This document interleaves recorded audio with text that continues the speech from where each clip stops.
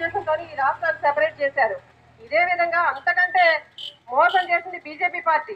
వెనకాలండి ప్రతి నిమిషం కాంగ్రెస్ పార్టీని ప్రొవోక్ చేసి 100 రోజుల్లో మేము వస్తే కనుక రాష్ట్రాన్ని విడదీస్తామని చెప్పి ఈ రాష్ట్రాన్ని అత్యంత దారుణంగా పార్లమెంట్ అనేది ప్రజాస్వామ్య వ్యవస్థలో అత్యంత ప్రాధాన్యత సంతరించిన వేదిక. అలాంటి వేదికని ఒక చీకటి ఇదిగా మార్చేసి తలుపులు వేసుకుని మొత్తం పార్లమెంటేరియన్స్ అందరూ ఉండగానే వాళ్ళంతటి వాళ్ళు ఒక కాగితం మీద రాసేసి 10 నిమిషాల్లో ముగించేశారు. ఇంత పెద్ద రాష్ట్రాన్ని, ఇంత పెద్ద చరిత్ర ఉన్న రాష్ట్రాన్ని ఇది ఈ విధంగా విడదీయడం కరెక్టేనా? ఏదైనా ప్రతి ఇంట్లో సభ్యుల్ని ఆస్తులు పంపకాలప్పుడు మనం అడుగుతూ ఉంటాం ఏం కావాలి, ఏ వైపున కావాలి అని. దానికి ఒక సంప్రదాయం ఉంది. దక్షిణం వైపు ఒకళ్ళు ఉండాలని, ఉత్తరం వైపు ఒకళ్ళు ఉండాలని, ఇలాంటివన్నీ ఉంటాయి. ఏదైనా ఎక్కువగా వివాదాస్పదంగా ఉంటే కనుక గ్రామ పెద్దలను ఇంకోళ్ళు అడుగుతాం. అది కాకపోతే కోర్టులకు వెళ్ళి సెపరేట్ చేసుకుంటాం. కానీ ఒక పార్లమెంట్ ఇంత పెద్ద చరిత్ర ఉన్న రాష్ట్రాన్ని ఈ విధంగా నిర్ద్వందంగా విడదీయడం ఎంతవరకు సహజం? అందుకే నాకు నచ్చక నేను బీజేపీ నుంచి బయటకు వచ్చి ఇండిపెండెంట్ గా పోటీ చేస్తున్నాను. ఈ గ్రామంలో అనేక మంది నాకు తెలుసు. నేను ఇంత ముందు కూడా చాలా సార్లు వచ్చాను ఈ గ్రామానికి. ఈసారి మీ అందరినీ నాకు ఓటు వేసి ఇండిపెండెంట్ అభ్యర్థిగా కొవ్వొత్తుల గుర్తుకు ఓటు వేసి నన్ను గెలిపించవలసిందిగా ప్రార్థిస్తున్నాను. నాకు ఒక్క అవకాశం ఇవ్వండి ఇండిపెండెంట్ అభ్యర్థిగా. నేను ఏమేం చేయాలనుకుంటాను? నాకు కాంగ్రెస్ పార్టీ లాగా, టీడీపీ లాగా మేనిఫెస్టో ఏం లేదు. ఎందుకంటే రాష్ట్ర స్థాయి పార్టీ కాదు నాది. కానీ నేను ఒక్క వ్యక్తిని మీ ముందుకు వచ్చాను మీకు సేవ చేయాలని. నేను ఏం చేయబోతున్నాను, నేను 1-2 మాటలు చెప్పాలనుకుంటున్నాను మీకు. ముఖ్యంగా ఇంజనీరింగ్ చదువుకున్న విద్యార్థులకి వాళ్ళ ఉపాధి ఎలాగా కేవలం ఫీజు రీఎంబర్స్మెంట్ మేనేజ్మెంట్కి ఉపయోగపడుతుందని ఫీజు రీఎంబర్స్మెంట్ తోటి మొత్తం గవర్నమెంట్లు అన్ని కూడా చదివిస్తున్న ఇంజనీరింగ్ అంతా బాగానే ఉంది. కానీ ఇంజనీరింగ్ చదివాక వాళ్ళు ఏం చేయాలి, వాళ్ళ ఉపాధి ఏంటి, వాళ్ళకి ఉద్యోగ అవకాశాలు ఎక్కడున్నాయి, ఇవన్నీ చెప్పాల్సిన బాధ్యత గవర్నమెంట్లకు ఉంది. ఆ విధంగా నేను అడగాలనుకుంటున్నాను. ఈసారి ఏ ప్రభుత్వం అయితే ఏర్పాటు అవుతుందో ఆ ప్రభుత్వాన్ని నేను అడుగుతాను. ఈ ఇంజనీరింగ్ విద్యార్థుల భవిష్యత్తు ఏంటి? 6,000 రూపాయలకి 8,000 రూపాయలకి వాళ్ళు ఉద్యోగాలు చేయాల్సిన అవసరం ఏంటి? దానికి ఇంజనీరింగ్ చదవాల్సిన అవసరం ఉందా? కుల వృత్తులు చేసుకుంటే సరిపోతుంది కదా. అందుకని నేను దానికి ఒక సొల్యూషన్ కనుగొనాలనుకుంటున్నాను. రెండోది సాగునీరు అనేది ఈ రాష్ట్రంలో పూర్తిగా అసలు పట్టించుకోని విధానంగా తయారైంది. మనం మినరల్ వాటర్ కొనుక్కుని తాగుతున్నాం. ఇదంతా చాలా ఖరీదైన విషయం.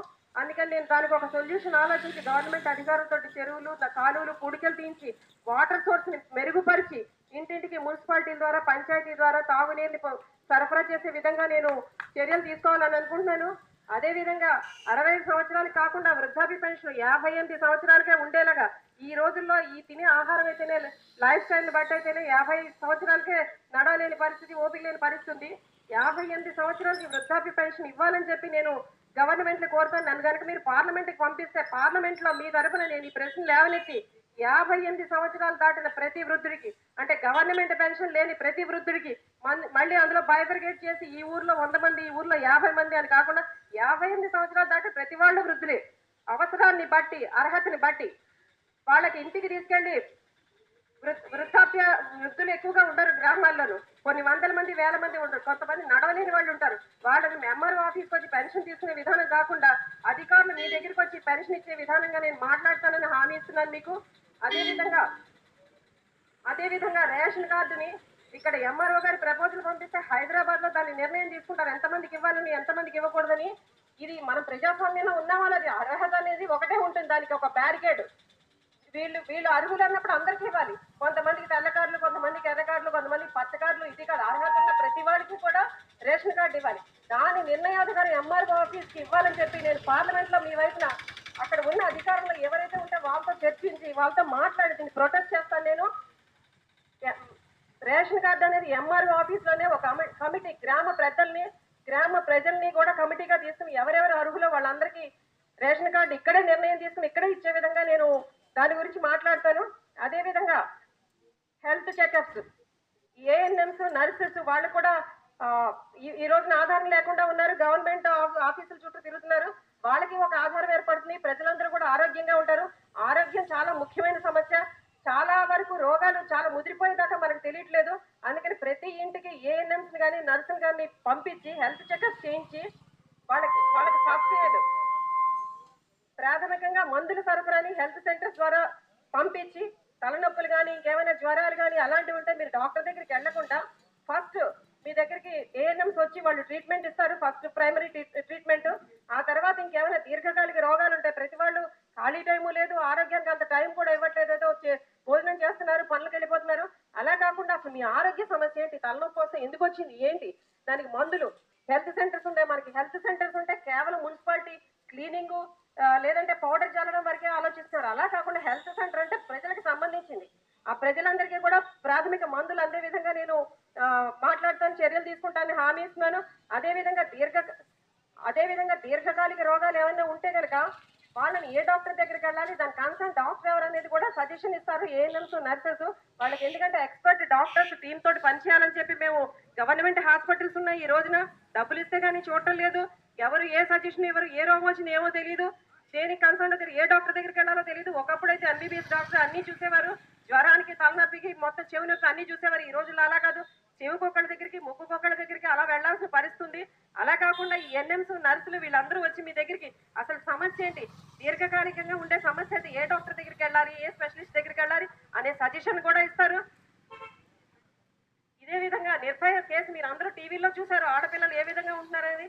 ముఖ్యంగా మహిళలందరికీ నేను హామీ ఇస్తున్నాను, మీరు ఏ మాత్రం భయం లేకుండా కూడా ఏ సమస్యలు ఉన్నా సరే, ఇంట్లో పిల్లలు చూడని వాళ్ళు చాలా మంది ఉన్నారు, వృద్ధ మహిళలు, వాళ్ళకైనా సరే, లేదంటే ఆడపిల్లలు ఈవ్ టీజింగ్ కానీ లేదంటే బయటకి, ఈ సమస్య, ఈ ఆడపిల్లల సమస్య అనేది ఒక ఆడపిల్లలకి తల్లులకి మాత్రమే సంబంధించిన సమస్య కాదు, సమాజానికి సంబంధించిన సమస్య. ఎందుకంటే మీకు అక్కో చెల్లో అవ్వచ్చు, ఆ బాధలు పడేవారు. ఈవ్ టీజింగ్ అయితే ఎవరికి చెప్పుకోలేని పరిస్థితి, పోలీస్ స్టేషన్కి వెళ్ళలేరు, పోలీస్ స్టేషన్కి వెళ్తే 100 ప్రశ్నలు అడుగుతారు. అలాంటివి ఏమీ కాకుండా ఒక టోల్ ఫ్రీ నెంబర్ ఇస్తాం. ఆ టోల్ ఫ్రీ నెంబర్కి మీ సమస్యను మాత్రమే చెప్పడం, మీరు ఏ పోలీస్ దగ్గరికి వెళ్ళాలి, ఏ సెక్షన్లోకి వస్తుంది, ఇవన్నీ మీరు చెప్పాల్సిన అవసరం లేదు. మీ సమస్య ఇదిగో, నాకు ఈ రోజున ఈవినింగ్ చేశారు, కాలేజీకి వెళ్తుంటే ఈ విధంగా ఇబ్బంది పెట్టారు, లేదంటే ఈ అబ్బాయి లెటర్స్ రాస్తున్నాడు, లేదంటే నా పిల్లలు చూడలేదు, వృద్ధ మహిళలు అయినా సరే ఒక phone number, toll free number ఉంటుంది. ఆ ఫోన్ నెంబర్కి ఫోన్ చేస్తే వృద్ధ మహిళలు అయితే వృద్ధాశ్రమాలకు తీసుకుని వెళ్తారు. అక్కడ సరైన విధంగా వాళ్ళకి భోజన వసతి, వాళ్ళకి ఆహారం, ఆరోగ్యం అన్ని కూడా చూస్తారు వృద్ధాశ్రమాల్లో. అదేవిధంగా చిన్నపిల్లలు, కాలేజీ స్టూడెంట్స్, ఆడపిల్లలు ఎవరైనా అయితే కదా వాళ్ళకు కూడా ఈ టోల్ ఫ్రీ నెంబర్ ద్వారా సమస్య ఏ డిపార్ట్మెంట్కి వెళ్తుంది, ఎవరితో మాట్లాడాలి వాళ్ళే మాట్లాడి మీకు సొల్యూషన్ చూపిస్తారు. మళ్ళీ దానికి స్టేటస్ రిపోర్ట్ తీసుకుంటాం. ఒక 1 మంత్ అయినాక మీరు ఏమైనా దాని మీద చర్య ఏం తీసుకున్నారు, సొల్యూషన్ ఎంతవరకు వచ్చింది. లేదంటే మనం చూస్తూనే ఉన్నాం, నిన్న నిర్భయ కేసు కానీ, విజయవాడ రైల్వే ఆయన బ్యాంక్ ఆఫీసర్ మేనేజర్ గారి వైఫ్ విషయం కానీ చూసాం, పోలీసులు ఏమాత్రం సరిగ్గా స్పందించలేదు. అది దాన్ని అది చాలా తీవ్రంగా తీసుకుంటాం మేము ఆ చర్యని.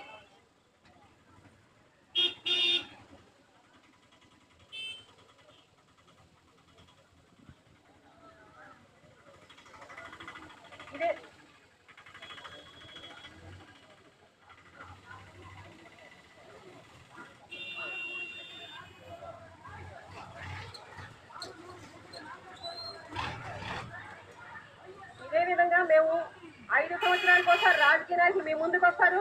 మీరు కూడా 500 రూపాయలు తీసుకుని ఓటు వేసే వాళ్ళు 5 సంవత్సరాల తర్వాత మళ్ళీ యాక్టివ్గా పార్టిసిపేట్ చేస్తారు.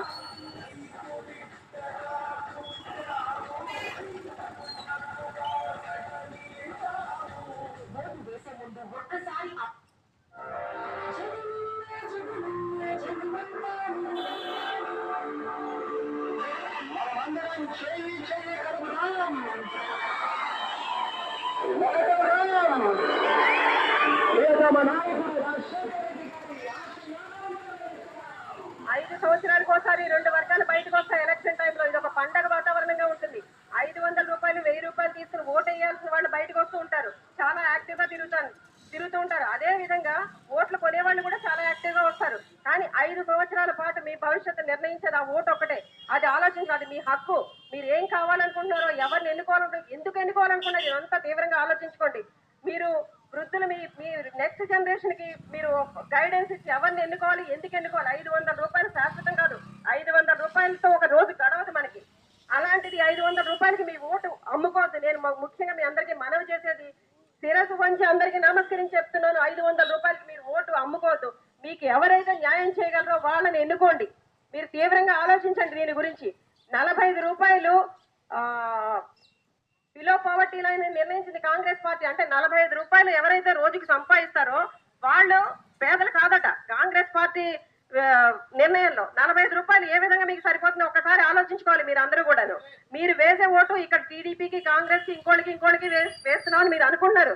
కానీ ఈ ఓటు చెల్లేది అక్కడ కాంగ్రెస్ కో, బీజేపీకో, ఇంకోటి జాతీయ పార్టీలకో, ఈ పార్టీలు చెందుతుంది. అందుకని మీరు వేసే ఓటు ఒక్కసారి ఆలోచించండి. ఏ నాయకుడిని మీరు ఎన్నుకుంటారు, ఏ నాయకుడు మీకు న్యాయం చేయగలుగుతాడో ఆలోచించుకోండి. రూపాయలు చెప్పగలిగిన కాంగ్రెస్ పార్టీ ఈ రాష్ట్రం నుంచి 33 మంది ఎంపీలను తీసుకుంది. 2 సార్లు మీరు అవకాశాన్ని ఇచ్చారు వాళ్ళకి. ఈ ఆంధ్రప్రదేశ్ లో కాంగ్రెస్ పార్టీకి గుర్తు కూడా లేని పరిస్థితిలో మొత్తం అంతా పచ్చదనం అయిపోయిన రోజుల్లో కాంగ్రెస్ పార్టీని మీరు అందరూ ఓట్లేసి గెలిపించారు. కానీ ఈ రాష్ట్రానికి ఎంతవరకు న్యాయం చేశారు అదొకసారి మీరు అందరూ ఆలోచించండి. పసుపు రంగు తప్పించి కాంగ్రెస్ నాయకులు లేరు. కాంగ్రెస్ నాయకులు ఇళ్ల నుంచి బయటికి రాలేని రోజులు అవి. ఆ రోజుల నుంచి మీరు తీసుకొచ్చి కాంగ్రెస్ కి 2 సార్లు అధికారాన్ని ఇచ్చారు.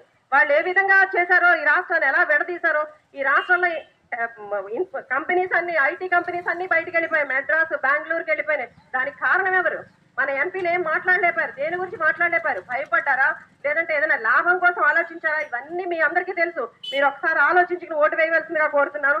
ఇంకా అనేక పనులు చేయాలని నేను మీ ముందుకు వచ్చాను. నాకు ఒక అవకాశం ఇవ్వండి. నేను మిమ్మల్ని డబ్బుతో పొందలుచుకోలేదు. మీరు అందరూ నన్ను నమ్మి ఒక అవకాశాన్ని ఇవ్వమని నేను మిమ్మల్ని అందరినీ పదే పదే ప్రార్థిస్తున్నాను.